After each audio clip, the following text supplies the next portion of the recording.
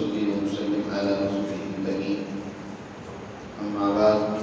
فأعوذ بالله من الشيطان الرجيم بسم الله الرحمن الرحيم وإن لكم في الأنعام لعبرة نسقيكم مما في بطونه من بين فرث ودم لبنا خالصا سائغا للشاربين ومن ثمرات النخيل والأعناب تتخذون منه سكرا ورزقا حسنا إن في ذلك لآية لقوم يعقلون وأوحى ربك إلى النخل أن تتخذي من الجبال بيوتا ومن الشجر ومما يعرشون ثم كلي من كل الثمرات فاسلكي سبل ربك ذللا يخرج من بطونها شراب مختلف ألوانه فيه شفاء للناس إن في ذلك لآية لقوم يتفكرون والله خلقكم ثم يتوفاكم ومنكم من يرد إلى أرذل العمر لكي لا يعلم بعد علم شيئا إن الله عليم قدير. صدق الله العظيم.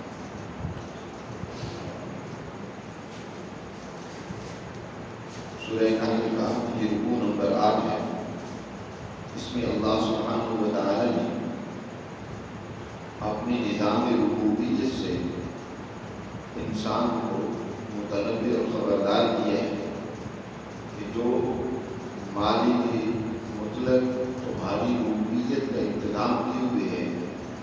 وہی ذات اس بات کی مستحق ہے کہ تم اسی کی غلامی اور بندگی کرو.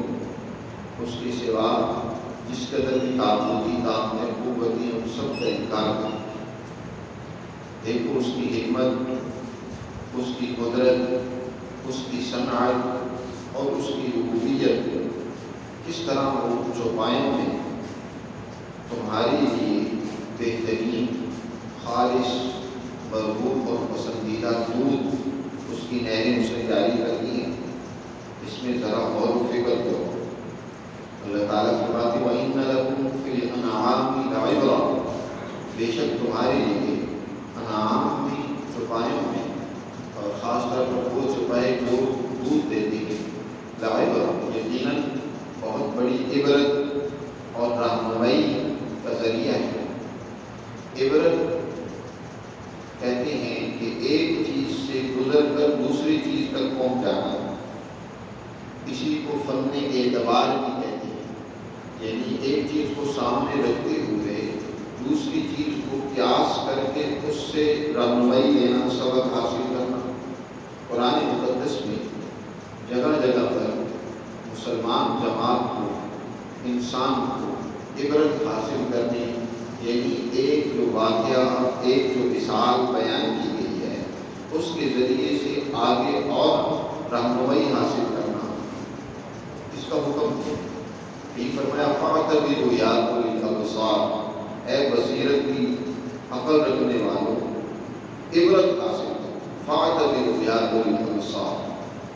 اسی طرح سورہ یوسف میں پیچھے گزرا ہے کہ یوسف علیہ السلام کا واقعہ ذکر کرنے کے بعد فرمایا عبرت، اس میں مسلمان جماعت کے لیے بہت بڑی عبرت. یوسف علیہ السلام نے کس طریقے سے اس سخت ماحول کے اندر قحط سالی کو اور ان کٹھن اور سخت حالات کو کنٹرول کیا اور ایک ایسا بہترین معاشی نظام قائم کیا جس کے نتیجے میں نہ صرف مصر کی بلکہ اور بھی ایک ممالک کی بھوک انہوں نے مٹائی اور اس کا ایک بہترین ایک زرعی نظام انسانیت کے سامنے رکھا اور بہترین مینجمنٹ کا ایک نظام رکھا جس کے ذریعے سے انہوں نے ایک بہت بڑے قحط سالی کے اوپر کنٹرول کر لیا. تو یہاں پر بھی اللہ تعالیٰ فرماتے ہیں کہ یہ جو دودھ دینے والے جانور ہیں ان میں ذرا غور و فکر کرو اور اس سے اگلے درجے کی چیز تم میں پیدا ہونی چاہیے کہ صرف ایک ہی خالق اللہ سبحانہ و تعالیٰ کی غلامی اور اطاعت کرو، کسی اور کی غلامی نہ اختیار کرو. جانوروں میں کیسے تمہاری جو عبرت ہے نسقیکم مما فی بطونہ من بین فرث ودم لبنا خالصا سائغا للشاربین، ہم تمہیں ان چوپایوں کے پیٹوں سے اللہ تعالیٰ کے گوبر اور خون کے درمیان سے لبن خالص دودھ پلاتے ہیں تمہیں، سائغا للشاربین، جو پینے والوں کے لیے انتہائی مرغوب اور پسندیدہ ہے۔ ذرا غور کرو، ایک ہی خوراک کھائی جانور میں معدے میں پہنچی اور پھر اسی خوراک میں سے ایک حصہ خون کا بنا جس نے پورے جسم میں توانائی اور طاقت فراہم کی، اور ایک حصہ گوبر بنا جو اس معدے سے آنتوں کے ذریعے سے خارج ہوتا ہے، پھر جو حصہ خون بنا جگر میں پہنچا اور پھر جگر کے ذریعے سے جو تو جسم کی توانائی کے لیے ضروری تھا اس کو جگر کے دل اور قلب کی طرف منتقل کر دیا، اور اس کا ایک حصہ تمہارے لیے خالص بہترین صاف و شفاف مشروب دودھ کی صورت میں تمہارے سامنے کر دیا۔ اور پھر جہاں اللہ نے اس کو جاری کیا ہے تم دیکھتے ہو کہاں سے یہ تمہارے سامنے دودھ آیا، اس کے قریب ہی گوبر کا خزانہ ہے، اس کے آس پاس دائیں بائیں ہر طرف خون موجود ہے، تو خون اور گوبر کے درمیان سے ایسا مرغوب اور پسندیدہ دودھ کہ تمہارے سامنے آئے بے ساختہ تمہارے ہاتھ پڑنے لگتے ہیں۔ کس نے اس کے اندر نہ تو خون کی کوئی آمیزش تمہیں نظر آئے گی، نہ گوبر کی کوئی رنگت اور اس خون کی بو تمہیں ملے گی۔ ایک خالص مشروب کس قدرت نے، کس ذات نے ان گوبر اور خون کے درمیان سے اس کی نہر کو تمہارے لیے جاری کر دیا۔ یہ وہ ذات ہے جس نے اپنی حکمت، قدرت، اپنی ربوبیت کے ذریعے سے تمہارے لیے اس کا انتظام کیا ہے۔ تو اس سے سبق سیکھو، رہنمائی حاصل کرو۔ اور اسی طرح انسان کے لیے اس رکوع میں 3 بہترین غذاؤں کا اللہ نے ذکر کیا ہے، اور اس نے کس طریقے سے تمہارے لیے ان کو تیار کیا ہے اس کا بیان کیا ہے۔ سب سے پہلے بہترین غذا جو بچے کی ولادت سے لے کر تادم آخر اس کی مستقل غذا رہتی ہے، دودھ، اس کا ذکر کیا۔ دودھ ایک ایسی غذا ہے جس میں قدرت نے غذائی بھی اثرات رکھی ہیں اور مشروبیت کے اثرات بھی موجود ہیں۔ یہ خالص ایسی غذا ہے کہ جو پانی کا بھی کام کرتی ہے اور غذا کا بھی کام کرتی ہے۔ بچہ جو پیدا ہوتا ہے تو اس کی صرف یہی غذا ہوتی ہے اور کوئی غذا نہیں ہوتی، اسی سے اس کی نشو و نما ہوتی ہے۔ اس کے بعد دوسری بہترین غذا کا ذکر کیا، وہ ہے پھلوں کا رس۔ وَمِن ثَمَرَاتِ النَّخِيلِ وَالْأَعْنَابِ، اور دیکھو کھجوروں اور انگوروں کے پھلوں میں سے تَتَّخِذُونَ مِنْهُ سَكَرًا وَرِزْقًا حَسَنًا، ان پھلوں میں سے تم کیا بناتے ہو؟ سکرن، میٹھا مشروب بناتے ہو جس میں قدر نشہ بھی پیدا ہو جاتا ہے۔ انہی سے یہ کیونکہ صورت مکہ میں نازل ہوئی اور مکی دور میں شراب کی حرمت نہیں تھی، اس وقت لوگ شراب پیتے تھے۔ مسلمان بھی ابتدائی دور میں شراب کی ممانعت نہ ہونے کی وجہ سے اس کا استعمال کرتے تھے، اور عرب کے ہاں شراب کا استعمال بکثرت تھا۔ بعد میں جب ممانعت آئی تو صحابہ کرام نے تو اس کے برتن تک بھی توڑ دیے، لیکن اس سے پہلے اور اب بھی دنیا میں بہت ساری قومیں صرف پینے کے لیے نہیں بلکہ علاج کے طور پر اور کئی ایک اور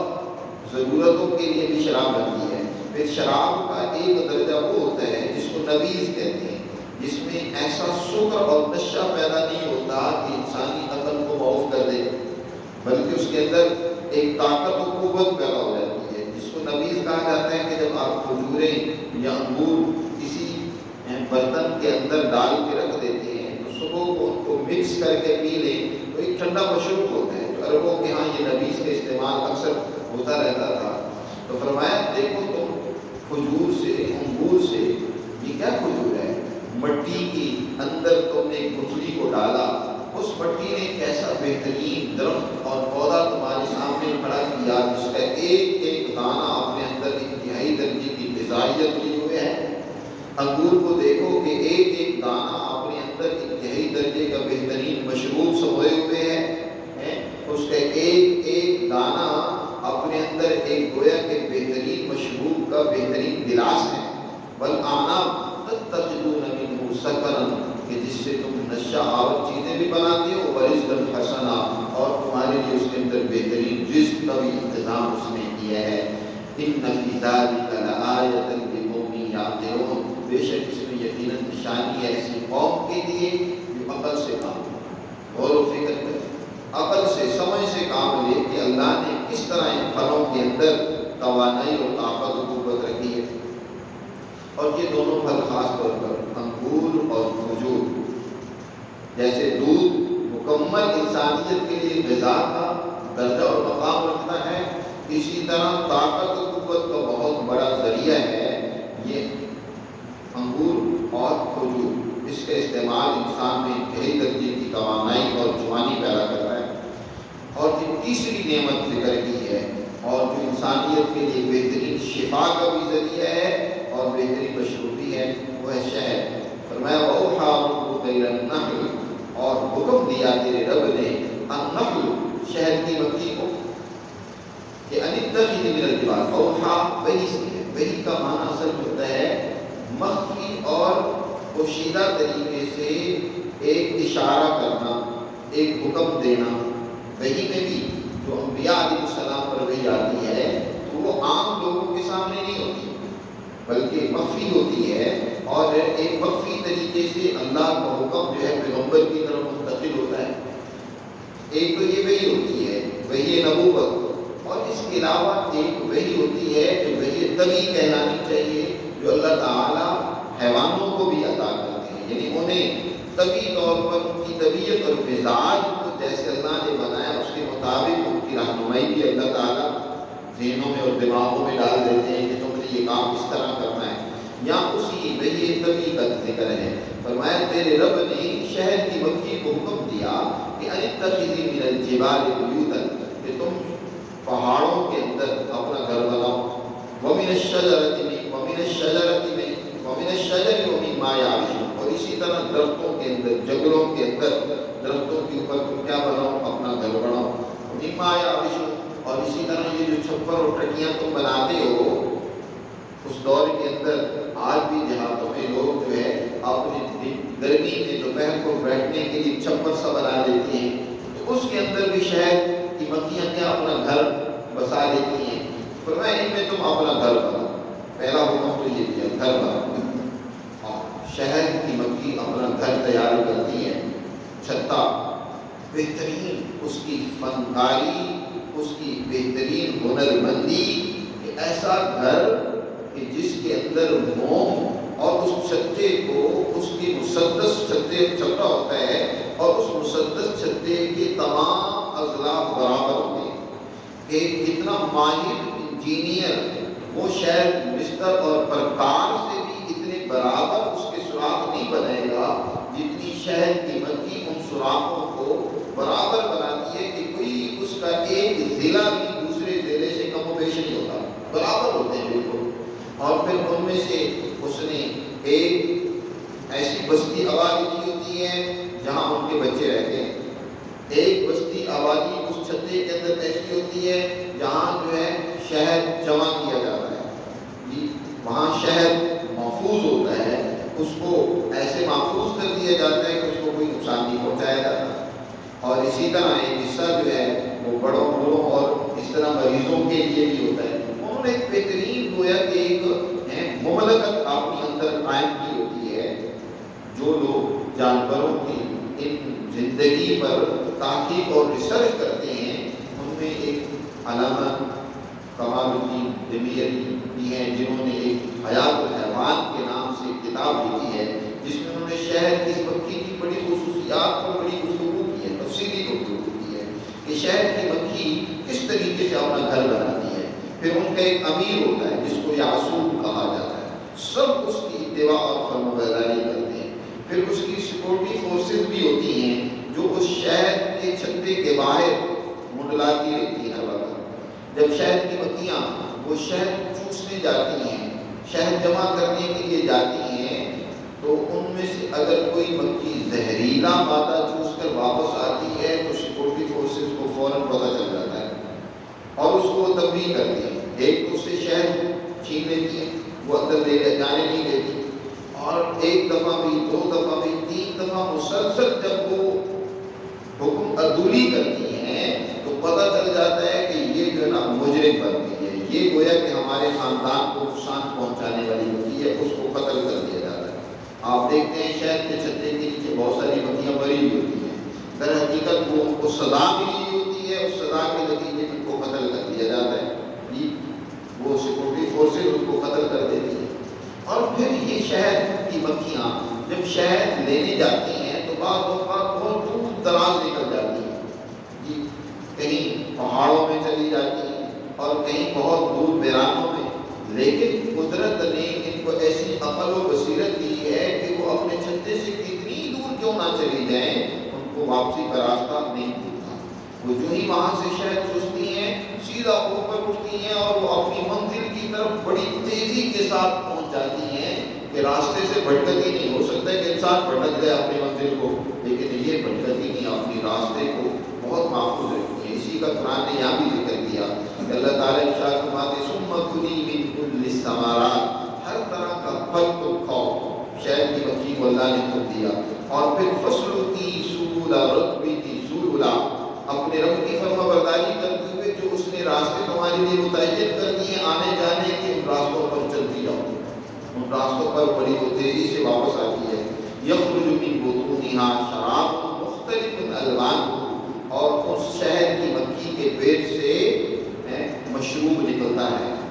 اور اس مشروب اس شہد کی رنگتیں مختلف ہوتی ہیں۔ شہد ایک رنگ کا نہیں ہوتا، سرخ رنگ کا بھی ملے گا، زرد رنگ کا بھی، سفید رنگ کا بھی، مختلف رنگ کا یہ شہد ہوتے ہیں۔ موسموں کے تغیر سے، علاقے کے تغیر سے وہ ان کی رنگت، اور اس طرح پھلوں کے مختلف ہونے سے بیری کا شہد اور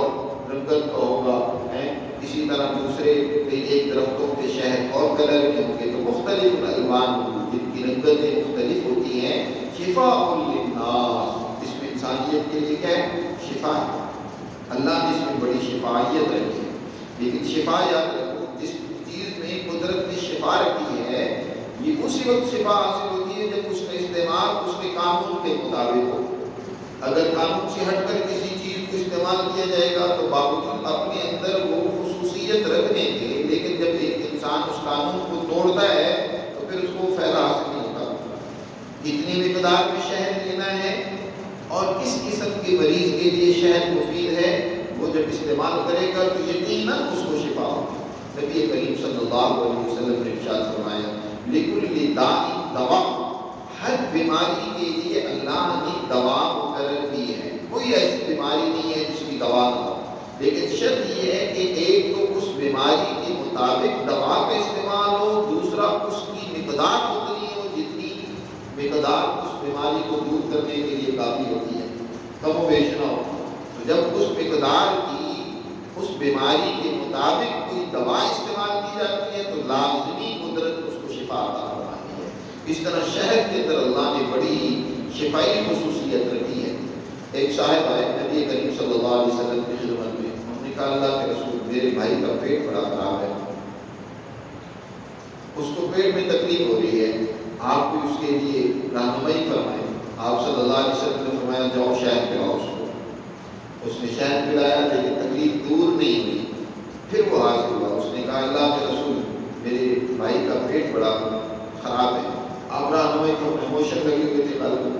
سدے کہیں رکے ہوئے تھے۔ حضور نے پھر فرمایا کہ اللہ نے سچ فرمایا ہے تمہارے بھائی کا پیٹ غلط کہتا ہے، وہ جھوٹ بولتا ہے، جاؤ اسے دوبارہ شہد دوبارہ پلایا، تیسری مرتبہ پلایا، اس کے سدے وہ خارج ہو گئے اور اس کی وہ تکلیف دور ہو گئی، کیونکہ جتنی مقدار اب شہد کی مطلوب تھی اتنی مقدار ابھی تک اس نے حاصل نہیں کی تھی، استعمال نہیں کی تھی۔ 2-3 مرتبہ حضور کے توجہ دلانے سے جب اس نے اس شہد کو استعمال کیا تو اللہ نے اس کو شفا دے دی۔ تو قرآن کہتا ہے کہ اس کے اندر انسانیت کے لیے شفا ہم نے رکھی، شفا للناس ان فی ذلک لآیۃ لقوم یتفکرون، بے شک اس میں یقیناً نشانی ہے ایسی قوم کے لیے جو غور و فکر سے کام کرے۔ بے بصیرت اور فکر نہ کرنے والوں کے لیے نہیں ہے اس میں کوئی نشانی، جو فکر سے کام لیں، عقل سے کام لیں، سمجھ سے کام لیں، ان کے لیے ان کے اندر قدرت نے بڑی رہنمائی رکھی۔ یہ تو تھا جانوروں کے اندر غور و فکر کرو، درختوں کے اندر غور و فکر کرو، اسی طرح شہد کی مکھیاں ہیں، حشرات الارض، ان میں غور و فکر کرو۔ اچھا ان میں غور و فکر سے کام نہیں لیتے تو خود اپنی ذات میں ذرا غور کرو قدرت کو ہر وقت بیان کر رہا ہے، اس کی ربوبیت کا اعلان کر رہا ہے۔ دیکھو صحیح، اللہ خلق، اللہ نے تم کو پیدا کیا، تم جب پیدا ہوئے تو انتہائی ناتوان، کمزور، اپنے سہارے سے بیٹھ نہیں سکتے تھے، اپنے سہارے سے کوئی کام کر نہیں سکتے تھے، اس نے تمہارے لیے تمہاری ماں کا سہارا پیدا کر دیا۔ ثم یتوفاکم، پھر تمہیں موت بھی دے دے گا، پیدا کیا ہے، پھر یہ زندگی دینے کے بعد زندگی واپس بھی دے دے گا۔ وَمِنْكُم مَّن يُرَدُّ إِلَىٰ أَرْذَلِ الْعُمُرِ، اور جب پیدا کیا تو پیدا کرنے کے بعد تم دیکھتے ہو کہ یہی ناتوان جسم کس طرح آہستہ آہستہ توانا اور طاقتور ہوتا چلا جاتا ہے۔ جو انتہائی کمزور نہیں تھا، کھڑا نہیں ہو سکتا تھا، بیٹھ نہیں سکتا تھا، آہستہ آہستہ اس میں ایسی قوت و طاقت پیدا ہوئی، جوانی کی ایسی طاقت و قوت آئی، اب وہ اپنے برابر کسی کو نہیں سمجھتا، تمام اس کی طاقت و قوتیں پوری جوبن پر ہیں، ہر ایک طاقت اس کے پورے عروج پر ہے، اور وہ اب سمجھتا ہے کہ میرے جیسا کوئی نہیں۔ لیکن پھر اللہ ایک وقت آتا ہے کہ رفتہ رفتہ اس کی وہی طاقتیں، وہی قوتیں اس سے واپس لے لیتا ہے، یہاں تک کہ حالت ایسی پہنچ جاتی ہے بڑھاپے میں، انتہائی بڑھاپے میں، کہ اب پھر وہ بے سہارا ہو جاتا ہے، اب بغیر کنڈے کے کھڑا نہیں ہو سکتا، بغیر کسی سہارے کے بیٹھ نہیں سکتا، وہی ساری طاقتیں قوتیں جو تھیں آہستہ آہستہ اس سے واپس لے لی جاتی ہیں۔ جو علم قدرت تھا سب کا سب جو اب واپس ہو گیا، یہ اس قدرت کی ہے حکمت کو دیکھو، یہ اس کی دیکھو تو صحیح کس طریقے سے سب کچھ دے کر پھر طریقے سے کیا لے لیا، واپس لے لیا۔ وَمِنْكُم مَّن يُرَدُّ إِلَىٰ أَرْذَلِ الْعُمُرِ، پھر تم میں سے کئی وہ ہیں جن کو ارذل العمر، عمر کی انتہائی کم تر حصے کی طرف، انتہائی بڑھاپے کی طرف اس کو لٹا دیا جاتا ہے، لِكَيْ لَا يَعْلَمَ بَعْدَ عِلْمٍ شَيْئًا، یہاں تک کہ سب کچھ جاننے کے بعد پھر اس کا حال یہ ہو جاتا ہے کہ کچھ نہیں جانتا۔ لا يعلم بعد علم شيئا ان اللہ علیم قدیر، بے شک اللہ ہی سب کچھ جاننے والا ہے اور وہ ہر کام پر قدرت رکھنے والا ہے، وہی علیم و قدیر ذات ہے۔ لہذا اے انسان، اسی کی ہی تمہیں غلامی کرنی چاہیے۔ ان اعبدوا اللہ واجتنبوا الطاغوت، جو پیچھے بنیادی اصول اور ضابطہ ذکر کیا تھا کہ انسانوں کو صرف اسی کی بندگی اور غلامی اختیار کرنی ہے، اس کے علاوہ جس قدر طاغوت ہیں، طاغوتی طاقتیں اور قوتیں ہیں، ان کے خلاف اعلان جنگ کرے، ان سے نبرد آزما، ان سے بچے، ان سے اجتناب کرے، ان کے خلاف جدوجہد کرے۔ واجتنبوا الطاغوت، تو اس لیے ان دلائل کو ذکر کر کے انسان کو اس اصول پر کاربند رہنے کا حکم دی ہے کہ صرف اللہ کی غلامی کرے، کسی اور دنیا کی طاقت و قوت سے مرغوب نہ ہو۔ اللہ ہمیں سمجھ نصیب فرمائے اور اپنے احکامات پر عمل کی